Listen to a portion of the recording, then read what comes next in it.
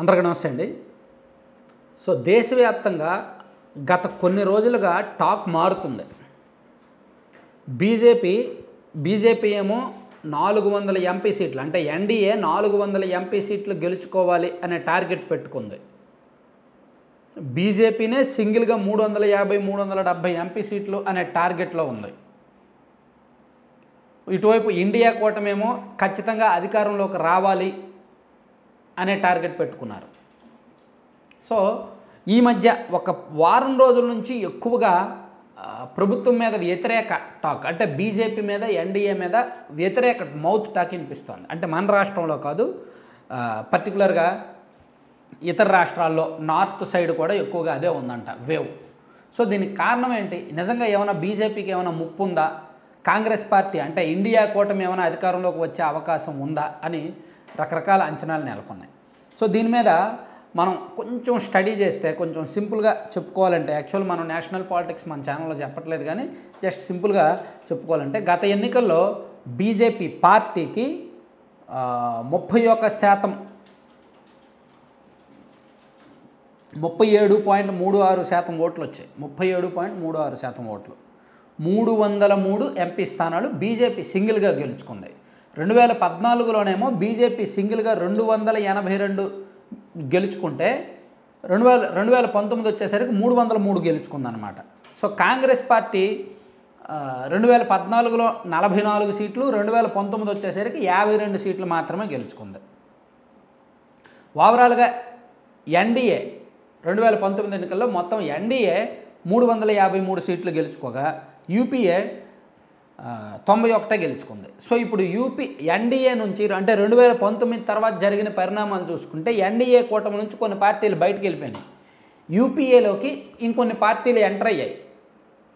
కొన్ని వయా మీడియాగా మధ్యస్థంగా ఉన్న కొన్ని పార్టీలు, ఆమ్ ఆద్మీ లాంటి పార్టీ, తృణమూల్ కాంగ్రెస్ లాంటి పార్టీ, ఇవన్నీ కూడా యూపీఏలోకి ఎంటర్ అయ్యి ఇండియా కూటమిగా నామకరణం చేసుకున్నారు. వీళ్ళు ఏంటంటే ప్రభుత్వ వ్యతిరేక ఓటు, ఎన్డీఏ వ్యతిరేక ఓటు చీలకుండా, ముఖ్యంగా బీజేపీ వ్యతిరేక ఓట్లు చీలకుండా ఉండడానికి మొత్తం మనందరం కూడా కలిసి పోటీ చేద్దాం, మనందరం కూడా ఒక బలమైన అభ్యర్థిని నిలబెడదాం, బీజేపీకి వ్యతిరేకంగా దేశవ్యాప్తంగా అన్ని స్థానాల్లో కూడా మనం అసలు ప్రభుత్వ వ్యతిరేక ఓటు అనేది చీలకూడదు, అలా ఉంటే మనం ఈజీగా 300 సీట్లు గెలుచుకోవచ్చు అనే పేరుతో వెళ్తున్నారు. సో బీజేపీ ఏమో అయోధ్య రామ మందిరం మేము నిర్మించాం కదా, సో ఖచ్చితంగా మాకు ఎక్కువ సీట్లు వచ్చేస్తాయి అనే నమ్మకంతో ఉన్నారు. వాళ్ళు గత ఎన్నికల్లో చూసుకుంటే బీజేపీ మెయిన్ ముఖ్యంగా ఎక్కువ ఎంపీ సీట్లు ఉన్న చోట, ఇప్పుడు బీహార్ 40 ఎంపీ సీట్లు ఉన్నాయి. ఈ 40 ఎంపీ సీట్లలో కూడా వాళ్ళు గెలుచుకున్నవి జనతాదళ్, అది ఎన్డీఏ కూటమిలోదే 16 వచ్చాయి, బీజేపీకి సింగిల్గా 17 వచ్చాయి.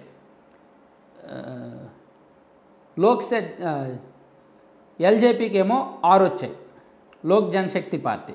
అంటే వీళ్ళు మొత్తం చూసుకుంటే 22, 37, మొత్తం మీద ఇండియా యూపీఏకు ఒకటే వచ్చింది. అంటే దాదాపుగా వీళ్ళు 39 సీట్లు వాళ్ళే గెలుచుకున్నారు. బీహార్లో 40 సీట్లకు గాను 39 ఎన్డీఏ గెలుచుకుంది, ఒక్క సీటే కాంగ్రెస్ పార్టీ గెలిచింది. అలా కొన్ని పెద్ద రాష్ట్రాల్లో దుమ్ము దులిపి వదిలేశారు గత ఎన్నికల్లో. గుజరాత్లో 26కి 26 స్వీప్ చేసింది బీజేపీ గత ఎన్నికల్లో. హర్యానాలో 10కి 10 స్వీప్ చేశారు. అలాగే కర్ణాటకలో 28 స్థానాలకు గాను 25 స్థానాలు బీజేపీ గెలుచుకుంది గత ఎన్నికల్లో.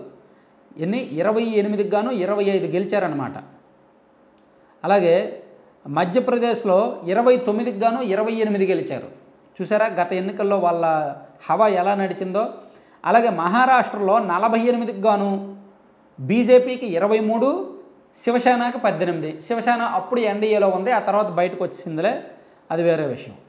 అలాగే ఉత్తరప్రదేశ్లో చూసుకుంటే, యూపీ వెళ్దాం ఆగండి, రాజస్థాన్లో 25కి 24, అంటే రాజస్థాను, బీహారు, మధ్యప్రదేశ్ ఈ రాష్ట్రాల్లో వాళ్ళు కోల్పోయింది ఒకే ఒక్క ఎంపీ సీటు, అంటే ఆల్మోస్ట్ స్వీప్ చేశారు. గుజరాత్లో కంప్లీట్గా స్వీప్ చేశారు. అలాగే ఉత్తరప్రదేశ్లో 80కి గాను ఎన్డీఏ కూటమి మొత్తం మీద 64 గెలిచారు. 80కి గాను 64 గెలిచారు. యూపీఏ ఒకటే గెలిచింది. సో ఇప్పుడు పరిస్థితి ఎలా ఉంది అంటే దేశవ్యాప్తంగా గత ఎన్నికల్లో ఏం జరిగిందో చెప్పుకున్నాం.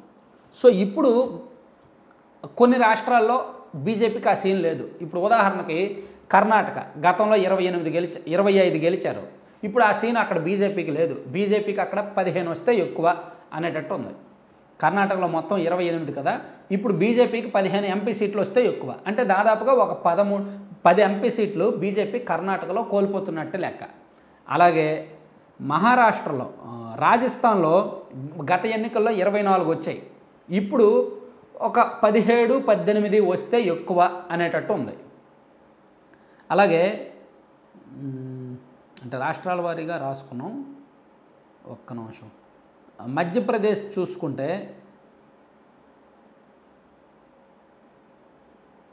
మహారాష్ట్ర చూసుకుంటే గత ఎన్నికల్లో ఎన్డీఏలో శివసేన ఉంది. ఇప్పుడు శివసేన ఎన్డీఏలో లేదు కాబట్టి బీజేపీకి అదొక మైనస్సే.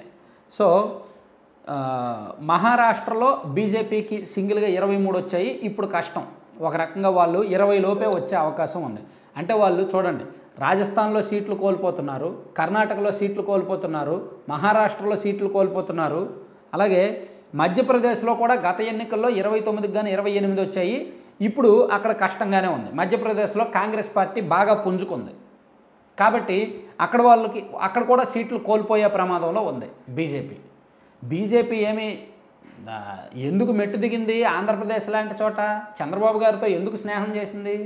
అలాగే కొన్ని వెళ్ళిపోయిన పార్టీలను ఎందుకు ఎన్డీఏలో కలుపుకుంది? బీజేపీ పెద్దలకు తెలుసు 2019లో ఎక్కడెక్కడైతే భారీగా ఎక్కువ సీట్లు వచ్చాయో అక్కడ కొన్ని సీట్లు కోల్పోతున్నాము అనే విషయం వాళ్ళకు బాగా తెలుసు. ఇప్పుడు అయోధ్య రామ మందిరం నిర్మించేశారు కాబట్టి బీహార్లోను యూపీలోను బీభత్సంగా సీట్లు వచ్చేస్తాయి అనుకున్నా కల్లే, అది కూడా అంత సీన్ లేదు. అంటే బీజేపీకి సింగిల్గా గత ఎన్నికల్లో 303 వచ్చాయి. ఇప్పుడు కొన్ని చోట్ల పెరుగుతాయి. ఉదాహరణకు తెలంగాణ గత ఎన్నికల్లో వాళ్ళకి 4 వచ్చాయి, ఇప్పుడు ఒక 7 వచ్చే అవకాశం ఉంది అంటున్నారు. ఈసారి ఒక 6, 7 వచ్చే అవకాశం ఉంది అంటున్నారు. అలా కొన్ని చోట్ల వాళ్ళకి సీట్లు పెరిగే అవకాశం ఉంది. సో ఓవరాల్గా బీజేపీకి 300 అరౌండ్ రావచ్చు. కొన్ని చోట్ల కోల్పోయినా కొన్ని చోట్ల రావచ్చు. సో అంటే ఈ ఎన్డీఏ కూటమి వాళ్ళైతే 400 అనుకుంటున్నారు కానీ అంటే అధికారం చేపట్టడానికి ఇబ్బంది ఏమీ లేదండి ఎన్డీఏకి. మనకున్న ఐడియాలజీ ప్రకారం, నాకున్న లెక్కల ప్రకారం, జాతీయ స్థాయిలో నేను కొంతమంది జర్నలిస్టులతో మాట్లాడే సందర్భంలో కూడా వాళ్ళు చెప్పింది ఏంటంటే అధికారం చేపట్టడానికి ఎటువంటి ఇబ్బంది లేదు. అయితే 400 రావు, మేబీ 330 నుంచి 350 వరకు వచ్చే ఛాన్స్ ఉంది అంటున్నారు. 330 నుంచి 350 వరకు ఎన్డీఏకి వచ్చే ఛాన్స్ ఉంది అనేది చెప్తున్నారు. ఇండియా కూటమి ఇక్కడ బీజేపీ మీద కొంత వ్యతిరేకత కూడా ఉంటుంది. ఎందుకంటే 10 సంవత్సరాల పాటు వరుసగా అధికారంలో ఉండడము, అలాగే కార్పొరేట్ కరప్షన్ ఒకటి, బయటకు కనిపించని కార్పొరేట్ కరప్షన్ ఒకటి బీభత్సంగా వేళ్ళూనుకుంది ఈ 10 ఏళ్లలో, అదొకటి. అలాగే ధరల పెరుగుదల విపరీతంగా ఉండడము, కొన్ని రాష్ట్రాల్లో బీజేపీ నాయకత్వం కోల్పోవడము, అలాగే వ్యవస్థలు నిర్వీర్యమై కొన్ని వ్యవస్థలు బలహీనం అవ్వడము, అలాగే మోడీ అండ్ షా తప్ప ఇంకా వేరే నాయకుల్ని ఎవరిని కూడా ఎంకరేజ్ చేయట్లేదు, ఎవరిని కూడా ఎదగనివ్వట్లేదు అనే అపఖ్యాత ఉండడము, ఇవన్నీ కూడా బీజేపీకి బలహీనతలుగా మారాయి. అయితే డెవలప్ చేశారు, కొంత అభివృద్ధి జరిగింది. అలాగే రోడ్స్, పోర్టులు ఇవన్నీ కూడా బాగానే కడుతున్నారు. సిస్టమ్ మేనేజ్మెంట్ గట్టిగా ఉంది. నరేంద్ర మోదీ అనే చరిష్మా పనిచేస్తుంది. అలాగే అన్ని వ్యవస్థలు కూడా గుప్పెట్లో ఉన్నాయి. ఇవి కూడా కొంత వాళ్ళకి ప్లస్. అలా పాజిటివ్స్ నెగిటివ్స్ బాగానే ఉన్నాయి.